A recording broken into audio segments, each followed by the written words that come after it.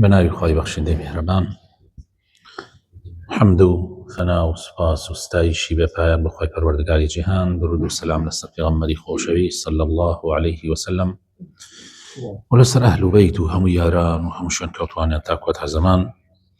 ربنا آتنا في الدنيا حسنة وفي الآخرة حسنة وقنا عذاب النار. برایانی عزیز و خۆشەویستم، لە زنجیرە باسەکانمان دەربارەی ئادابە شەرعیەکان ئەمڕۆ ئینشاءالله لە خزمەتتانە باسی ئەدەبی دراوسێ ئەکەین لە ئیسلام. ئەدەبی دراوسێ لە ئیسلامە. ڕاستی خۆشەویستەکانم، ئەخلاق جوانی لەگەڵ دراوسێیە یەکێکە لە گەورەترین ئەو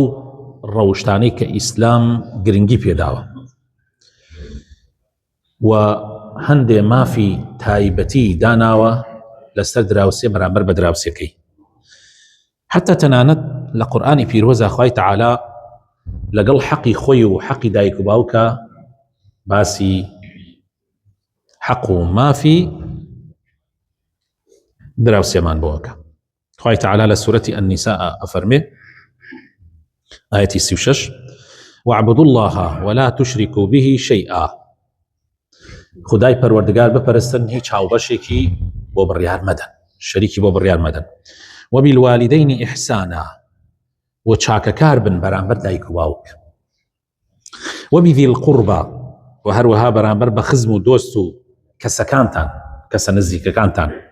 واليتامى والمساكين، و هەروەها لەگەڵ بێباوکانە، لەگەڵ هەژارانە چاک بن. والجار ذي القربى، و دراوسەی خزم. دراوسەی خزم ئەو دراوسەیە کە خزمتە، نزیکتە. والجار الجنوب، و هەروەها ئەو دراوسەیەش کە دوورە، خزمایەتیت نییە لەگەڵیا. والصاحب بالجنب، و هەروەها هاوڕێش. ئەمانە خوای تەعالا وەسیەتی پێەکە لە قورئانی پیرۆزە کەوا ئێمە چاکیان بەرامبەر بکەین. دایکی ئیمانداران عائیشەی کچی ئەبوو بەکر، خێزان و خانەوادەی ڕەسوول الله صلی الله عليه وسلم خوای لێ ڕازی بێ، ئەفەرمێ پێغەمبەری خوا فەرمووی صلی الله عليه وسلم تەماشاکەن، یعنی خۆشەویستەکان تەماشایم حەدیثەکەن، گیان دێنێتە لەرزە، والله جەستە دێنێتە لەرزە. ئەفەرمێ ما زال جبريل يوصيني بالجار، ما زال جبريل يوصيني بالجار حتى ظننت أنه سيورثه. پێغەمبەر فەرمێ صلی الله عليه وسلم ئەوەندە جبریل ئەهات و تەکیدی لەسەر دراوسەیە کرد، لەسەر ئەمەندە باسی دراوسەی بۆ ئەکردین و مافی دراوسێ، یعنی پێغەمبەری خوا صلی الله عليه وسلم جبریل باسی بۆ کردووە، ئەوەندە باسی مافی دراوسەی ئەکرد و جەختی لەسەر ئەکردەوە حتا گومانم بردوتم بەخوا لەوانەیە ئەمجا ئاەت بێتە خوارەوە بڵێ دراوسێ میراتی دراوسێکەیە بە، یعنی ئەوەندە مەسەلەن تەکیدی لەسەر کرد، ئەوەندە جەختی لەسەر کردەوە. جا ئەمە ضرورە ئێمە بزانین کەوا ئەم بابەتە بابەتێکی زۆر زۆر قورسە و مافێکی زۆر زۆر گرانە بەڕاستی مافی دراوسێتی. پێویستە لەسەر هەر یەکێک لە ئێمە ڕەچاوی ئەو مافە بکە. زۆر گرنگە خۆشەویستەکانم. دراوسێ لە ئیسلامە سێ جۆرە، سێ جۆر دراوسێمان هەیە. دراوسەیەکمان هەیە مسلمانە، خزمشتە، یعنی سێ حەقیا بەسەر تۆ، دراوسێتە، خزمتە، مسلمانیشە، سێ حەقیا بەسەر تۆ. جۆرێکی تر لە دراوسێمان هەیە خزمت نییە، بەس دراوسێتە و مسلمانە، دوو حەقیا بەسەرتەوە. جۆرێکی تری دراوسێشمان هەیە نە خزمتە نە مسلمانیشە، بەس دراوسێتە،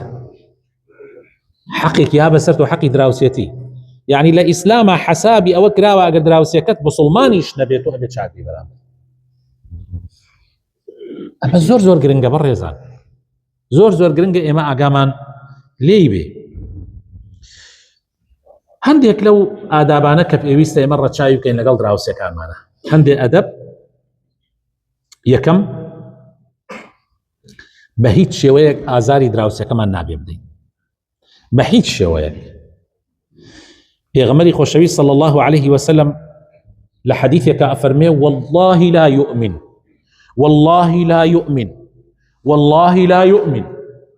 قسم بخوا باوري نية قسم بخوا إيماني نية قسم بخوا إيماني نية وتيان من يا رسول الله كي أي بيغمري خوا سيجار توب فرمي إيماني نية فرموي الذي لا يأمن جاره بوائقه فرموي أويك دراوسي كي لي تأمني الله خواهي لا حول ولا قوة إلا بالله هذا ملامش هر أم حديثة من بس بو أويك وائما زور آقامان لخومان ببرامبر بدراوسي كامان هر أم حديثة بس والله إيماني نية والله إيماني نية والله إيماني نية كي أو كسي كدراوسي كي لي تأمني دراوسي كد سقيبيت نية لناموسي خوي أترسي كاتيك نية لمالا سيكن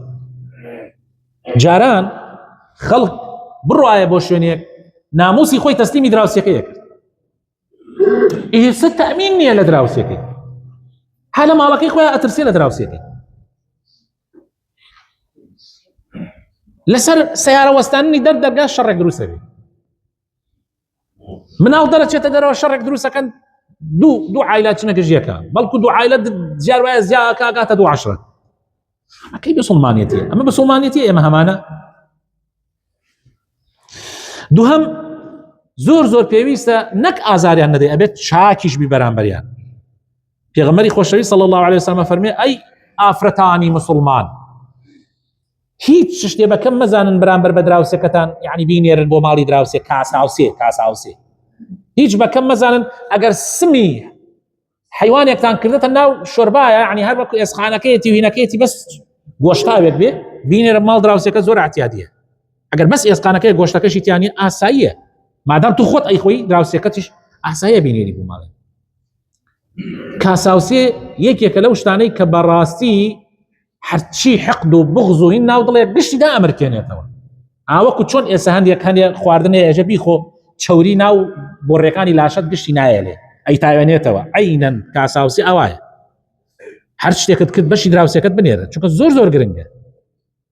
با دراوسێکەت بێبەش نەوێت بۆنی گۆشتێکە ڕاتە سەریا بۆنی چێشتێکە ڕاتە سەریا بێبەشیان مەکە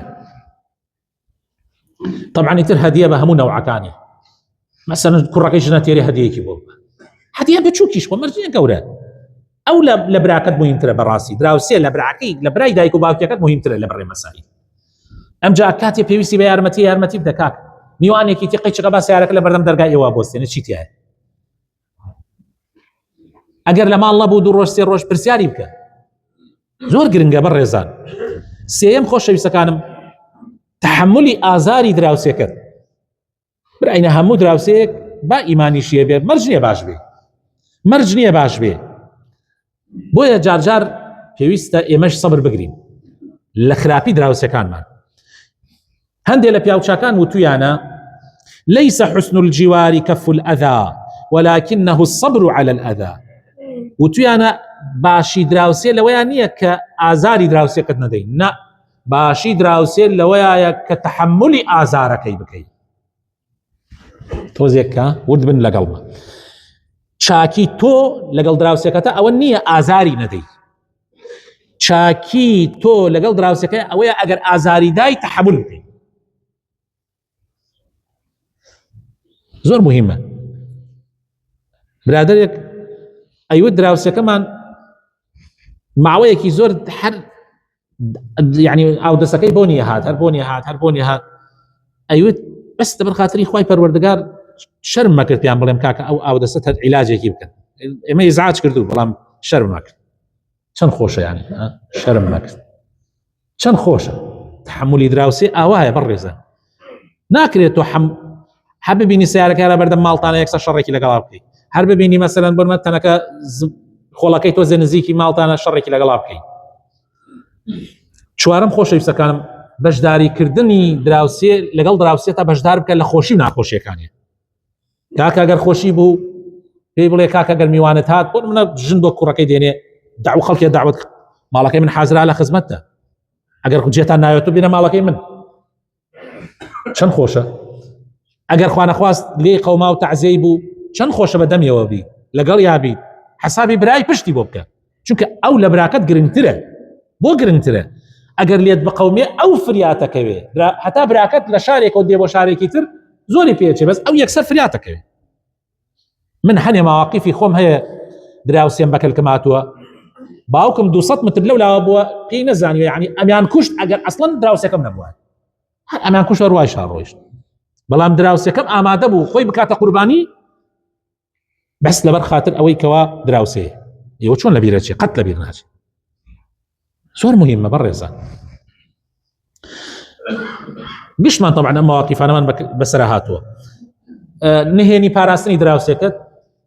و ئەگەر عیبێکی بوو دایپۆشە ئەگەر بۆت کریا زانیت ناوماڵی دیارە ئەگەر بۆت کریا بەتانیەکت بردێ بدێتە بەردەم ماڵەکەیانە بۆی ناوماڵیان دیار نەبێ بیکە ئەوە ئەسڵە نەک خوا نەخواست خۆت بۆ دوای عیبیا بگەڕی الله ئەکبەر ئاسێ ئەمە کرد ئیسە ئێمە دوای عیبیا گەڕی نەک خوا نەخواست جاسوسی بکەی بەسەریان ئەوە هەر زۆر خراپە ئەو کەسانەی کە لەگەڵ دراوسەیە باشن بەڕێزان بە تەکید خوا خۆشیانەوێ خۆشەویستی خوا بەدەست دێنن بە تەکید ئیمانیان زۆر زیادەکە بە تەکید ئەبێتە مای ئەوەی پەیوەندی کۆمەڵایەتیمان زیاد ببێ و دوعای دراوسێ ئای چەند مهمە دراوسێ دوعاکەت دوعات بۆ بکە چەند مهمە دراوسێ دوعات بۆ بکە بڕێزان حەدیثێکمانەیە حەزم کرد کۆتایی بابەتەکەمان بەوە عرضتان بکەم لە زمانی پێغەمبەر صلی الله عليه وسلم کابرای کاتە خزمەتی پێغەمبەری خوا صلی الله عليه وسلم دراوسەکەم زۆر ئازارمەدا زۆر پێغەمبەری خوا صلی الله عليه وسلم فەرمی سەبر بگرە ماوەیە تر هەماتۆتی پێغەمبەری خوا زۆر سەبرم کرد ئەو زۆر ئازارمەدا ئەمە دوو جار سێ جار دووبارە بوویەوە ڕۆژێکیان پێغەمبەری خوا صلی الله عليه وسلم فەرمووی دەی مادام ئاواتانێ بڕۆ ناو ماڵەکەت بۆ ناو کۆڵانەکە داینە یعنی شتومەکەکان بۆ ناو کۆڵانەکە داینە هەر کەسێک هات لێەوە بڵێ وڵای دراوسەکەمە ئیبادەمی کردێ مێشکمی تەقاندێ ئیبادەمی ئەفەرمێ کابراش ڕۆیش بزەبت وای کرد هەر کەسێ لێەوە تێ ئەپەڕی ئەیانوت ئەمە چییە ئەوت وڵای دراوسەکەم ژیانی لێم پاڵ کردێ جا هەر کەسێک ئەدا بەوێت تێ قسەی بە دراوسەکەیانە کرد تێ دوعای شەڕی لێ کرد داوای پێهات دراوسەکە خۆی هات ماڵەکەی بۆ بردە ماڵەوەتی برا وعد بێ بەس بیەوە ماڵەوە ئیتر حتا ما من ئازارت نادا ئەمە زۆر گرنگە بەڕێزان هەندێک جار ئەم حەلە من خۆم زۆر کەس بووە ئەمەم بۆی کردێتە چارەسەر الحەمدولله چارەسەر بووە ئەم حەدیثەش کە عەرزم کردن ئیمامی ئەبوو داود ئەیگەڕێتەوە و شێخ ئەلبانی فەرمی حەدیثەکە صحیحە کەوا بوو بەڕێزان ئەدەب لەگەڵ دراوسەیە یەکێکە لە گەورەترین هۆکارەکانی